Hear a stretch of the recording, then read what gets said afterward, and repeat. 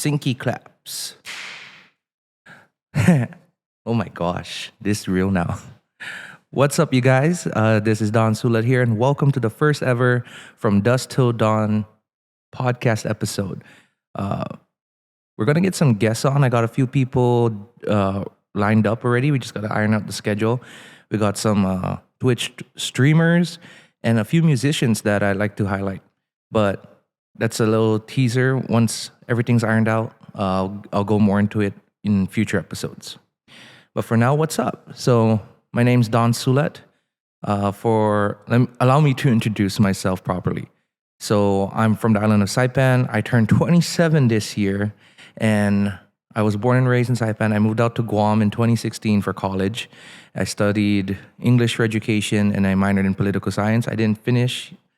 The COVID-19 pandemic happened, and then a series of events where I was in between jobs happened, and somehow I ended up here doing a podcast 4 years later. So, long story short, COVID-19 was a kind of a blessing in disguise. I discovered, sorry, my phone rang if you heard the vibration. I discovered my passion for photography in the middle of the COVID-19 pandemic. And it was supposed to be just a small little hobby. I originally wanted to take photos of birds, but you needed telephoto lenses, and I didn't have money for that. So lenses are expensive. For my fellow photographers and videographers, if you know, top quality glass is very expensive. So I decided, let me try doing portraits and hopefully trying to monetize my little hobby. And eventually that transitioned into me doing it freelance. I worked with a few local brands here in Guam. If you want to check my work out, you can see D-Day Studio 670 on Instagram. I just wanted to separate it from my regular Instagram page, which is Yo, it's Don RJ, just so I have a more professional look. But yeah, so the COVID-19 pandemic happened, and during that time, I was, like many of us, kind of worried about my financial situation because I got laid off. I was in retail, and then we got, not laid off, furloughed. I think that's the proper term. And I was scared. And then thankfully we had the pandemic unemployment assistance program where I made more money. I didn't make the money, but I got more money than I ever saw in my life at that time. And I was like, what do I do with this? If I was smart, I would have invested it properly. I would have put it into a high yield savings account. But you're dumb and you're young. So you're young and dumb. And I wanted to fuel all the things I couldn't do because I grew up with low income. So that I got the clothes I always wanted to get. I got the camera I always wanted a camera. I picked up a Canon Rebel T6. Hindsight, I should have bought. I could have afforded a nicer camera at the time, but I was like, I don't know if I'm going to do anything with this hobby, and I didn't want to waste money. So, quick tangent. Next thing I know, 4 years later, I'm buying all of these camera equipment, some of which I genuinely do not use more than like 5 times a year. But it comes with the territory with being a photography head, gearhead. But yeah, I ended up going into this rabbit hole that is photography and videography, and that led me into being a journalist later on throughout the pandemic, because one of the requirements for PUA was eventually to find a job because they wanted to transition people to transition people back into the workforce. So I applied to be a journalist, and from there I ended up doing talk radio for a while. I wasn't a host, but I anchored and I delivered the news to the people of Guam for a good 2 years, and 2 to 3 years, I think. My gosh, I think it was 2021, 2 years. And during that time, I fell in love with the art that is talk radio and how everything's live. There's no edits. Yeah, you got commercial breaks, but once you're live, once you're on air, you can't edit it out. You can't make a mistake. We did make mistakes, but once you say something into the universe, the people who are listening live are listening. So I was like, I really wanted to do something similar, and I learned from the best of the best on talk radio. And I had the pleasure of talking to the people of Guam. I had the pleasure of delivering the news, and I was so happy. And I was like, maybe I should try out a podcast. But one of the things in my head at the time was, who's even going to listen? No one knows who I am. Well, no one really knows who I am. Do I really have a brand? Who's really going to listen to this kid from Saipan? But then as I grew, I like to talk like I'm really old. I'm not. I'm in my late 20s. And as we know, 20s is the new teens, 30s are the new 20s. So I was like, I'm going to regret this more if I don't even try. So decided to pull the trigger 3 years later, 2024. I entered the media in 2021. I became a journalist 2021. 2024, 3 years later, I decided let's do this podcast. So here we are. Now, one of the things that I like to talk about was really how do we make money doing what we like to do? Because during the time of the pandemic, I like to say I was hungry. I was really hungry. I wanted to do more gigs. I wanted to get more money. And I sacrificed a lot of sleep, but it was worth it. I would wake up at 4 in the morning just to try and get a sunrise photo while the moon was still in the background. The photo didn't turn out good. I never published it. It was doo-doo, but I was so happy that I did it. Now, I've become complacent, and I haven't been monetizing my photography as much as I used to. Of course, my day job, as I advanced in my career in my day job, that played a hand in it. But I remember working 3 jobs, and I still was able to do photography and videography. And I think as I got more complacent, as I got more relaxed, the hunger went away, and so did I make more money now in my day job, but I lost the ability to create. Like I still make stuff, but it's not as frequent as it used to be. I'm always in my head. I'm like, I got more in my head. It used to be I would publish, I would take a photo, I'd make a video, and I just hit publish. And I would make, learn, repeat. Now it's like, I hit record. I have so much, I think I have 20 hours of backlog footage throughout the past 2 years when I said I'm going to start vlogging. And I've only pumped out like 5 vlogs. Scratch that, 3 vlogs, and 2 of them are like 2 minutes long. So I'm stuck in my head, and now I'm like, let's just go. Let's pretend that we're broke again. Let's have that broke boy mindset, and go after it.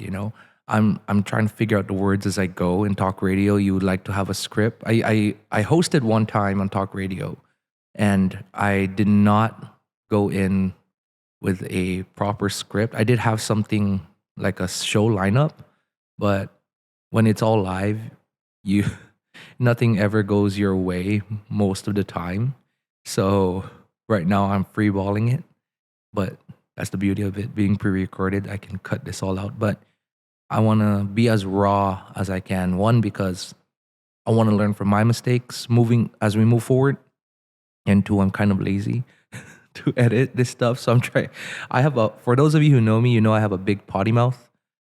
I'm trying not to curse every now and then because I don't want to bleep this out. I try to keep this PG-13 at the minimum. But yeah, here we are. I'm so glad that I finally pulled the trigger and decided to start the podcast. One of the things that I really wanted to do and I wanted to learn from are the fellow creatives here in Guam and Saipan. Because growing up, I was really thinking, like, do we have enough reach? Who's really going to see us? If you're just famous locally, are you actually famous? And now that I've grown and I've tried to make this brand about myself, and from my experience working in broadcast journalism, we do have a global reach. Granted, it's a little harder because not a lot of people know about Guam, and most especially not a lot of people know about the CNMI.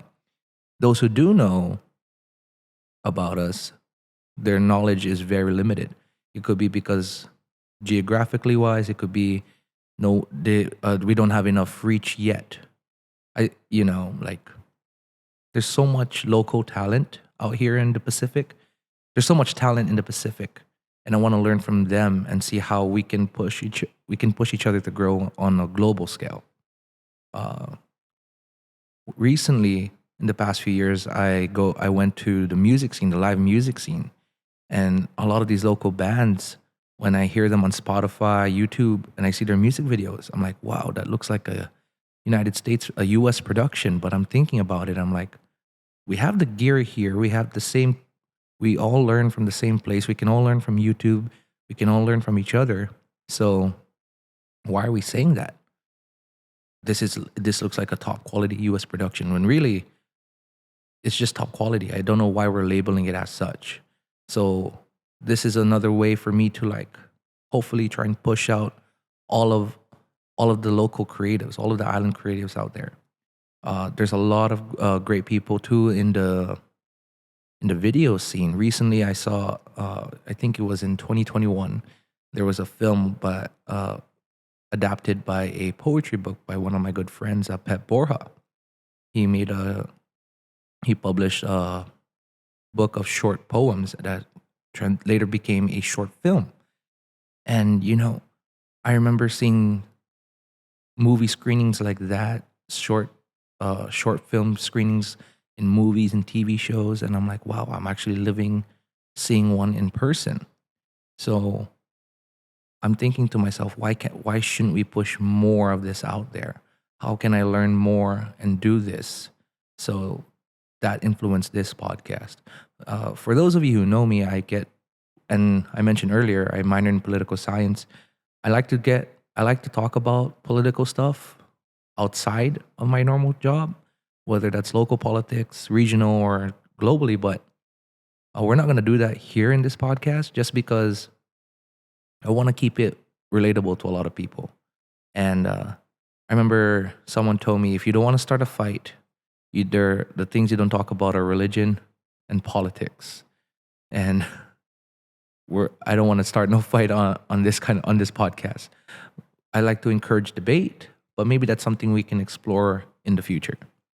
But yeah, my journey as a photographer, and I consider myself more of a photographer than a videographer, uh, started in 2020, and I really fell in love with landscape photography. I think my phone, when I got my first camera flip phone, was full of sunsets, full of the island of Saipan, like random stuff. We have this place called Beach Road.